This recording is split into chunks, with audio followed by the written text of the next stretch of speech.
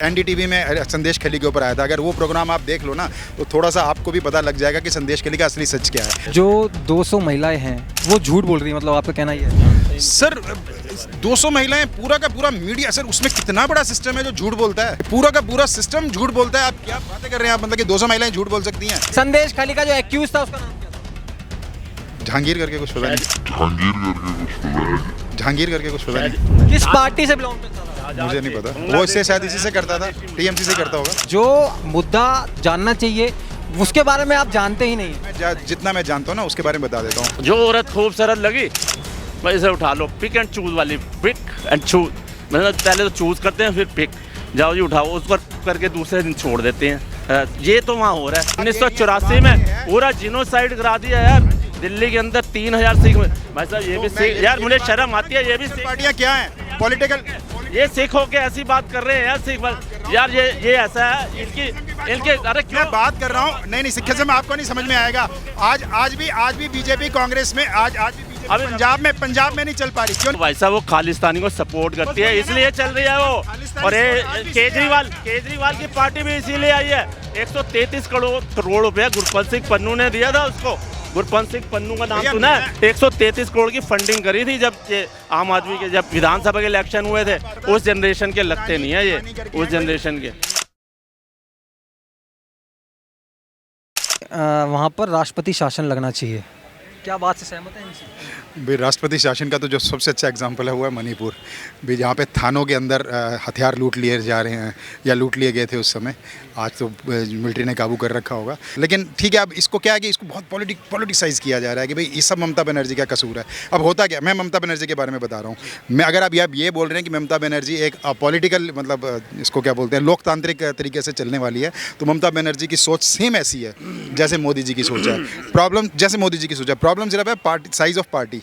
अपनी पार्टी के अंदर वो किसी को भी सामने नहीं आने देती अपने आगे, और उसी डिक्टेटरशिप की तरह रूल होता है हर जगह। इस तरह की घटना जो संदेश खली में हुई, 200-250 से ज्यादा लड़कियों का शोषण किया गया। मैं संदेश खली के बारे में ज्यादा जानता नहीं हूँ, मैं आपको सही वही चीज है ना, वही चीज है कि जो सुनिए मेरी बात, जो मुद्दा जानना चाहिए उसके बारे में आप जानते ही नहीं। मैं जितना मैं जानता हूँ ना उसके बारे में बता देता हूँ। एनडीटीवी में संदेश खली के ऊपर आया था। अगर वो प्रोग्राम आप देख लो ना तो थोड़ा सा आपको भी पता लग जाएगा कि संदेश खली का असली सच क्या है। जो 200 महिलाएं हैं वो झूठ बोल रही है, मतलब आपका कहना ये है? सर 200 महिलाएं, पूरा का पूरा मीडिया, सर उसमें कितना बड़ा सिस्टम है जो झूठ बोलता है। पूरा का पूरा सिस्टम झूठ बोलता है। आप क्या बातें कर रहे हैं आप, मतलब कि 200 महिलाएं झूठ बोल सकती हैं। ममता बनर्जी की बात कर दे सिर्फ इसलिए कि ममता बनर्जी के गुनाहों पे पर्दा छपाने के लिए।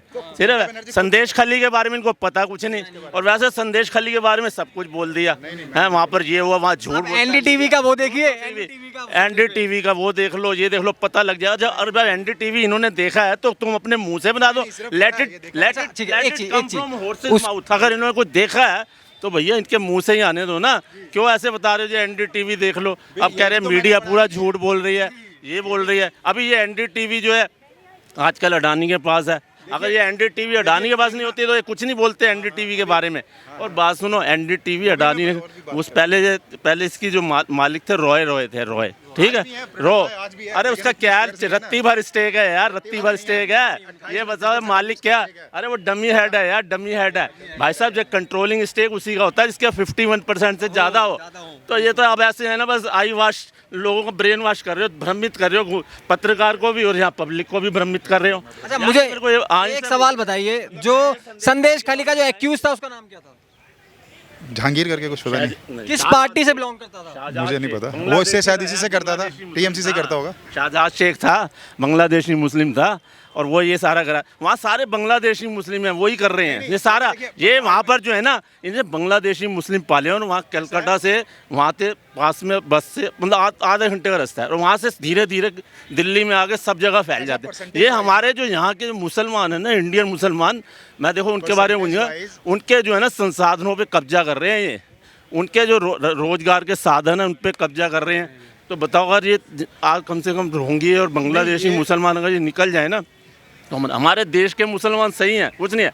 अब उनकी वजह से वो बदनाम हो रहा है, क्योंकि देखो मुस्लिम नाम आता है ना, जब किसी के माथे पे नहीं लिखा ये इंडियन मुस्लिम है या विदेशी मुस्लिम है, ठीक है, नाम शाहजहां शेख है और मछली पालन का काम करता है, और बस उसने ईडी के ऊपर भी हमला करवाया, ठीक है, तो ये सब उसके सामने हो रहा। अराजकता और लूटमार वहाँ बहुत फैल रही, बहुत हो रही है, लोगों को बहुत मरवाया जा रहा है। वहाँ पर संदेश खली में क्या होता था, रोज़ है ना शहजाद शेख के बंदे जाते थे, औरतों को जो औरत खूबसूरत लगी भाई इसे उठा लो, पिक एंड चूज़ वाली, पिक एंड चूज़, मतलब पहले तो चूज़ करते हैं फिर पिक, जाओ जी उठाओ, उसको रेप करके दूसरे दिन छोड़ देते हैं। ये तो वहाँ हो रहा है। देखिए भाई साहब जितना कुछ वहाँ हो रहा है ना, उसका दिल्ली में ज़्यादा नॉलेज है और बंगाल में थोड़ी उनको कम नॉलेज है। ये एक बड़ी प्रॉब्लम है। दिल्ली में ज़्यादा नॉलेज है ना दिल्ली में ज़्यादा हो रहा है। भाई, उस जो कुछ संदेश खली में हो रहा है उसकी नॉलेज दिल्ली में ज़्यादा है, संदेश खली में थोड़ी कम है। बिल्कुल। हाँ, वो ये भी है एक प्रॉब्लम। और जो बताया कि हाँ हाँ, मैं देखिए सीधे बता, देखिए सीधे ये कहते हैं वी आर ओवर इन्फॉर्म्ड, हमारे पास इन्फॉर्मेशन ज़रूरत से ज़्यादा है। इनका मतलब ये है, शायद इनके पास भी होगी, मतलब दिल्ली के बारे में। मैं इस बारे में ये भी गलत हो।